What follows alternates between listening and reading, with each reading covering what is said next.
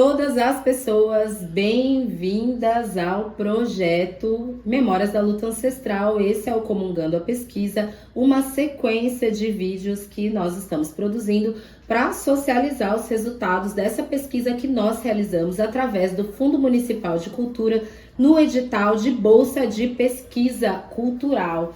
E nesse projeto, a gente vem buscando desvendar as organizações negras, a presença negra na cidade de São José dos Campos. Já falamos sobre vários temas importantes aqui, sobre como se dá a presença dessa população negra no território, como que a memória, a história se formou. E hoje a gente vai aqui falar uma coisa muito interessante sobre como que essa população negra está presente no território, né? E para isso, é importante que a gente lembre de um geógrafo chamado Henri Lefebvre, que ele vai dizer o seguinte: para a dignidade humana se consolidar, não basta apenas estar preservada o direito social, o direito civil. Ele fala também do direito à cidade, que é o direito que todos deveriam ter de poder circular, de poder transitar a cidade. É por isso que a nossa pergunta disparadora desse episódio é: será que todos podem transitar? E quando a gente está falando sobre a presença negra no território, na cidade, a gente está falando de uma população que, via de regra, não pode transitar, não está presente em todas as porções da cidade. Basta você andar em determinados bairros, ir em alguns lugares que você vai perceber qual é a aparência, quais são as características físicas da população que mais frequenta aquele espaço.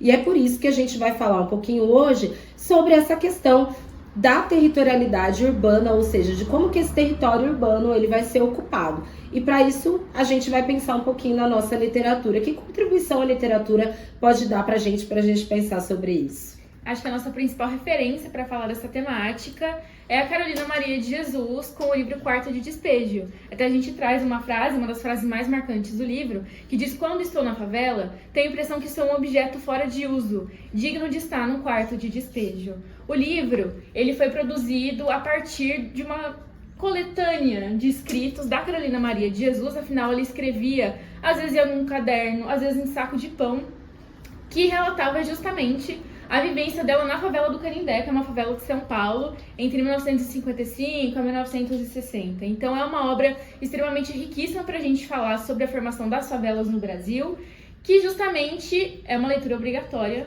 atualmente, o que é uma grande conquista também. E é interessante a gente preservar e incentivar a leitura dessa obra para a gente entender também como que se deu a ocupação negra no território de São José dos Campos. De acordo com os dados do último censo do IBGE, a população negra ainda é maioria nesses territórios, nesses núcleos de habitação informal, que são desregulamentados, que muitas vezes carecem de infraestrutura física como pavimentação, esgotamento, energia elétrica, tudo aquilo que é considerado necessário para manter a dignidade das pessoas e condições de habitação ou de habitabilidade, né? Necessário e básico, né? Exatamente. E é isso que a instituição, né, o Instituto Brasileiro de Geografia e Estatística, define como favela. E ao quantificar, ou seja, determinar quantas pessoas negras vivem nas favelas em São José dos Campos, chegou-se a um dado muito importante no último censo. Apesar da população autodeclarada preta e parda representar 32% do nosso município, ou seja, menos da metade, né, da população joseense é negra, 60% da população que vive hoje nas favelas, nos núcleos urbanos informais do município, são pessoas pretas e pardas. Isso nos diz o quê? O que esse dado ele está dizendo pra gente? Ele está dizendo que a população negra ainda está concentrada nessas partes da cidade que são consideradas inadequadas para a habitação. E mesmo quando ela está em condições consideradas dignas de habitação, esses territórios são sempre na periferia do município, né? Então, a gente vai assistir um trechinho da entrevista da Ângela, que já apareceu aqui. Ela que é ativista do movimento de moradia de São José dos Campos, uma grande referência para nós. E ela vai falar um pouquinho sobre a origem da favela no Brasil. Vamos ver o que ela tem para dizer pra gente. A questão da moradia, você traz de que tempo? desde 1888, quando houve a abolição. Quem ficou na rua? Quem foi morar na favela? O negro. Então, é negro, é negro. Então, é uma coisa que a gente tem que estar sempre voltando atrás. Mas demorou para mim aprender isso, né? Eu fui aprender, me conectar isso com o movimento, foi em 2009. Aí, em 2011, a gente fez um encontro de novo e eu conheci um pessoal lá do Rio que trazia essa discussão do racismo ambiental, que daí deu para conectar e conversar, dialogar, e tanto que você consegue ouvir o discurso do racismo ambiental.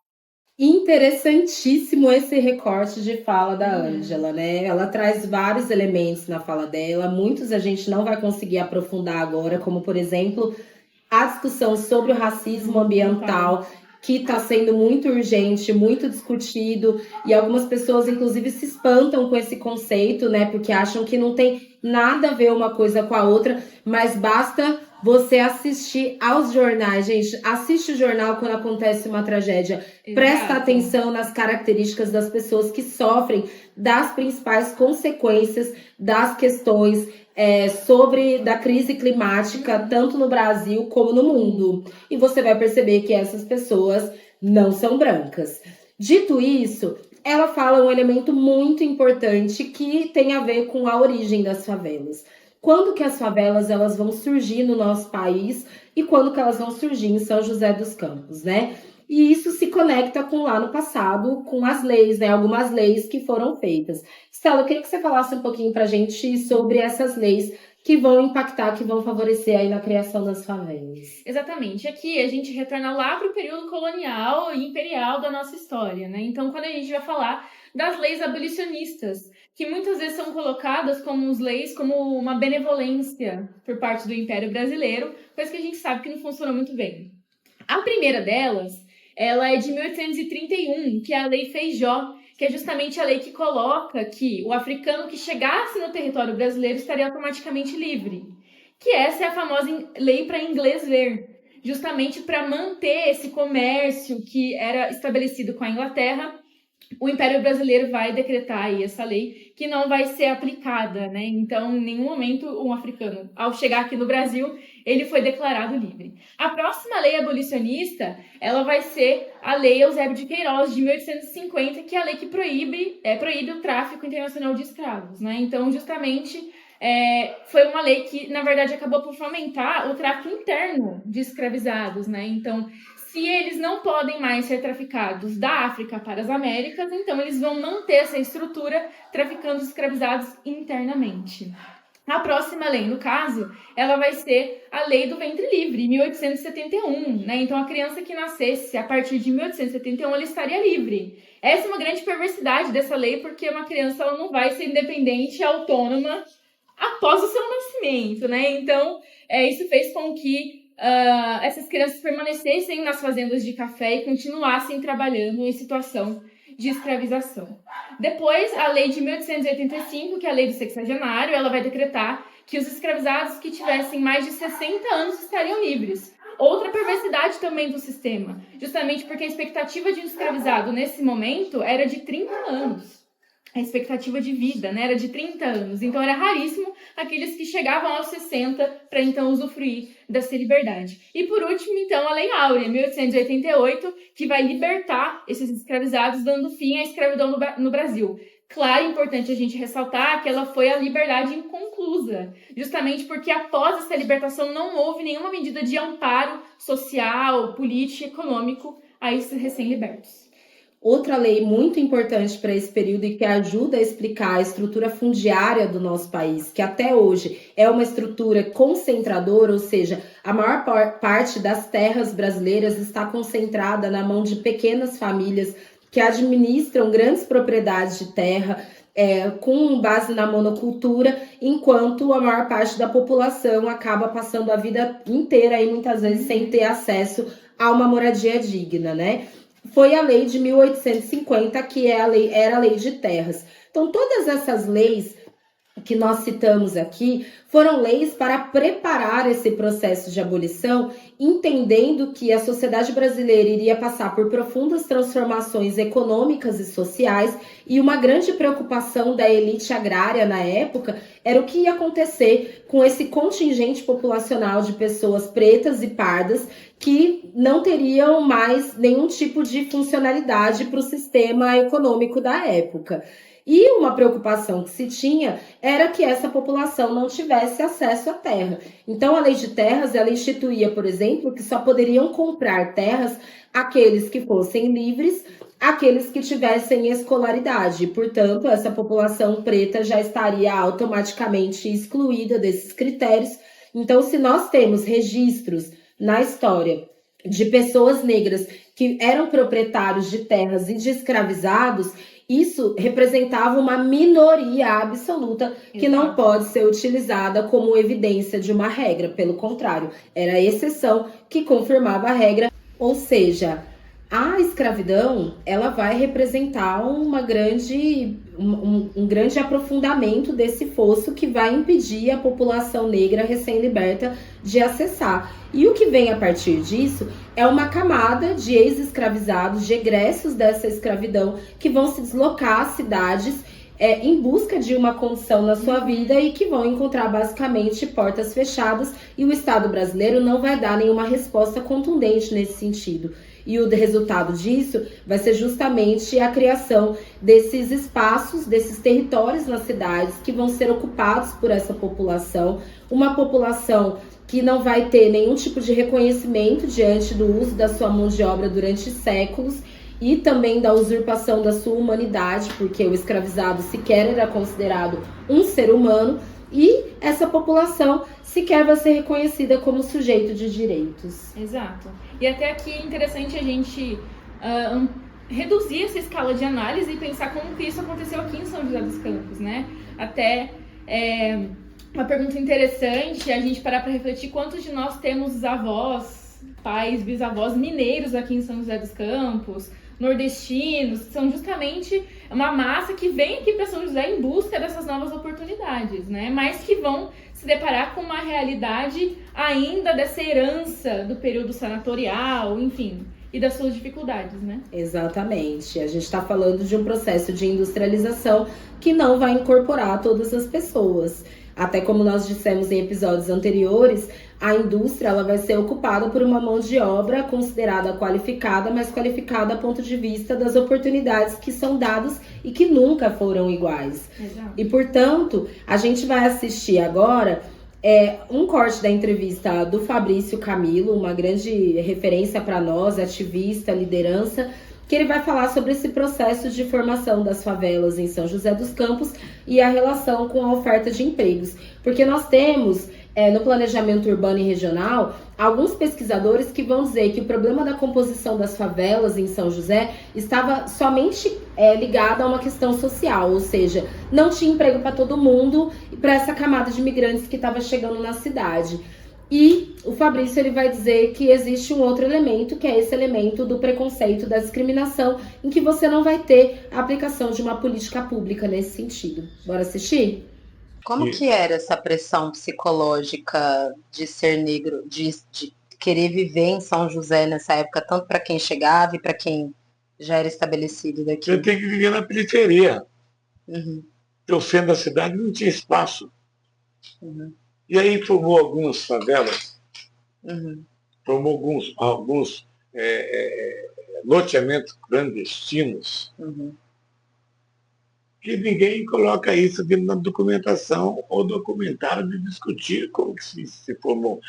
Se formou as grandes favelas, mas qual foi a origem das grandes favelas na cidade de São José dos Campos, dentro do campo social? Por que se tornou isso? Né? Por que ela teve esse desdobramento tão forte assim? Uhum. Por isso, porque tinha muita demanda, não tinha trabalho. Mentira! Trabalho sempre teve aqui em São José dos Campos, sempre teve uma coisa que as fábricas e outros mais ocupavam essas pessoas. O problema é a falta de política pública, sabe? Falta de política ambiental, falta de política de desenvolvimento social, falta de política residencial. Então, não houve uma discussão da ampliação de São José por um todo, adequando as pessoas que vieram de fora. Então, quem teve dinheiro, comprou onde pôde comprar. Quem não teve dinheiro, como vieram para poder fazer uma sobrevivência, tiveram que ampliar, como São José ampliou, em áreas que não foram assim, projetadas. É muito interessante essa fala do Fabrício, porque por trás dela tem um outro elemento que nós escutamos muito quando nos grupos, nos fóruns, nas redes sociais, quando se trata de alguma situação de conflito envolvendo a questão da moradia em São José dos Campos. Muitas pessoas vão questionar a legitimidade da propriedade da terra, porque as pessoas não deveriam estar ali porque elas não compraram, portanto, elas não são proprietárias, né? Então, isso está por trás a lógica da propriedade privada, de que só é considerado sujeito de direito aquele que pagou pela terra. Entretanto, nas nossas entrevistas, tanto com ele quanto com a Ângela, é muito interessante você observar que existe uma narrativa de que boa parte dessas favelas passaram por processos de loteamento de empresas que loteavam esses territórios, vendiam esses terrenos a um preço de mercado mais em conta, por assim dizer, e essa população migrante que não estava ali numa posição favorável no mercado de trabalho, inserida dentro de uma lógica de grande indústria, mas que minimamente conseguia realizar uma poupança de recursos e que conseguia custear esse pedaço de terra sob a promessa de que aquele território seria legalizado. E muitos, inclusive, foram. Muitos bairros de São José dos Campos foram criados a partir de loteamentos irregulares e que depois foram devidamente regularizados. Acontece que essas favelas, esses lugares que foram considerados favelas, não eram interessantes de serem regularizados, pelo contrário, o mercado imobiliário via essas áreas com muito interesse, né? Eu acho que um grande exemplo se dá a partir de, sobretudo, do final dos anos 90, início dos anos 2000, quando São José dos Campos passa a passar por um processo de desfavelização. Algo que foi profundamente noticiado, comemorado por algumas, pela camada empresarial, né, do segmento imobiliário, que vai levar à desocupação de comunidades inteiras para regiões ainda mais periféricas da cidade. E o desdobramento disso era a dificuldade dessa população em se manter nos trabalhos, nos empregos, por conta do deslocamento precário, do transporte público que não era suficiente, um transporte público muitas vezes encarecido e, portanto, a não efetivação do direito à cidade. Eu acho até legal a gente retomar uma fala do Fabrício dos episódios anteriores, referente à realidade de quem vive nos distritos da cidade, né? Então, especificamente São Francisco Xavier e Eugênio de Melo. Então, são áreas extremamente afastadas dessa centralidade, né? E é importante a gente pensar, né, dessa questão do centro de São José, tem as periferias, tem os distritos que estão ainda mais longe do que as periferias, né, que não estão colocadas como um distrito, né? Então, imagina quem mora em São Francisco Xavier, Eugênio de Melo, para chegar no centro da cidade. É uma viagem, né? Eu falo isso por experiência própria, inclusive. Tá bom? É interessante, né, gente, a gente entender que essa oposição entre centro e periferia nunca tá dado. É um posicionamento que ele é geográfico, ele é espacial, né, entre você morar perto ou longe do centro, mas também tá ligado a uma condição social. Afinal de contas, o Banhado e o Santa Cruz, que permanecem, né, muito próximo ali do centro da cidade, que inclusive são constantemente atacados ali para que saiam dali da região, que sofrem todo um processo repressivo, né, por estarem onde estão. E ainda assim existe um tratamento de periferia. As pessoas são tratadas como se estivessem na periferia social, né? Ou seja, ainda que esteja próximo do centro, é considerado uma periferia social. E quando a gente pensa nisso, dessa construção da relação entre centro e periferia, a periferia, ela sempre é desenhada e colocada a partir das necessidades do centro. O centro econômico, o centro do poder, do mercado imobiliário, que pode entender alguma área como sendo muito atraente para o mercado imobiliário, e de repente aquela região da cidade que até então tinha uma camada social, tinha uma relação, uma comunidade, um bairro que todo mundo se conhecia, de repente, do dia para a noite, loteamentos começam a aparecer, prédios começam a ser vendidos, noticiados, propagados, o aluguel sobe, o comércio fica mais caro e a população mais pobre acaba tendo que se deslocar novamente para a periferia mais ainda. E esse processo, gente, ele não é um processo incolor. A gente consegue observar que há uma organização política, social de quem vai ocupar determinado espaço. Para isso, a gente vai ouvir rapidinho a fala do Rony, em que ele vai dizer sobre como que se deu a construção, acho que das periferias mais famosas da cidade, que é a quebrada do Campo dos Alemães e o Dom Pedro. Vamos lá? Até meu pai, quando teve o sorteio dos terrenos das pessoas para ir para o Campo dos Alemães, as pessoas que moravam lá no nosso bairro, a maioria preta que foram sorteadas. Uhum. E as brancas, que também estavam na fila de espera, Não foram. não foram. Uhum. Aí você vê, e estava todo mundo sendo jogado, indo para lá. Campo, aí depois começou o Dom Pedro, aí você começa a perceber, opa. Isso já na década de 80, 80, já.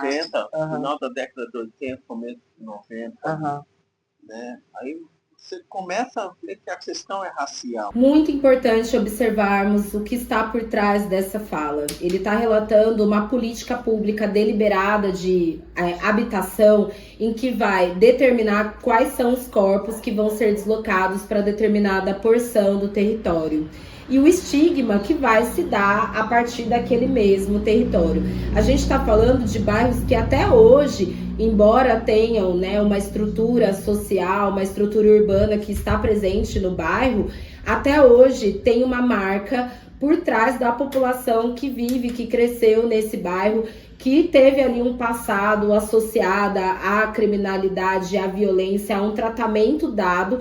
Só que, no fim das contas, a gente está falando de um bairro que ele foi projetado para receber essa população que foi desfavelizada de outras regiões da cidade. Ao adentrarem na política pública de moradia, de habitação do município, foram deslocados para a região mais afastada do município e que não tinha todas as condições estruturais e a urbanidade necessária para o desenvolvimento humano digno daquela população.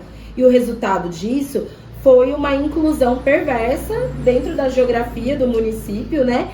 Em que você vai ter essa população muito estigmatizada ao seu local de moradia. Isso está presente o tempo todo na fala do Rony, que inclusive ele era do Zona Sul MC, Sim. Ou seja, ele viveu boa parte da sua vida lá no Campo dos Alemães e conhece muito bem dessa realidade. E, portanto, é importante que a gente entenda, né, que esse bairro ele vai ser construído a partir de uma geografia de controle. Quando você pega essa foto que vai aparecer aqui na sua tela, que é justamente uma foto da época da fundação do Campo dos Alemães e do bairro Dom Pedro, uma foto panorâmica, né, extraída dos próprios registros da prefeitura, você consegue perceber uma geografia muito organizada de maneira geométrica, na forma de quadras com ruas super largas, e isso é uma estrutura de fazer o desenho urbano, o desenho da cidade,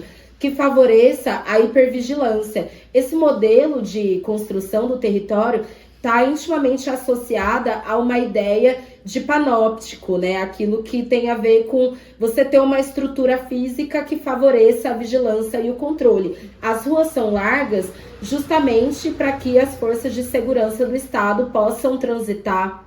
Hoje, isso fica ainda mais evidente com um sistema de monitoramento cada vez mais tecnológico e que favorece em tempo real que as forças de segurança possam atuar naquele território porque ali se trata de um território considerado perigoso. E não vai embora não, que no próximo episódio nós vamos falar sobre como que as culturas negras fazem um enfrentamento cotidiano ao apagamento nessa cidade. Afinal de contas, quem pode fazer o som na cidade? Até o próximo episódio. Te vejo lá.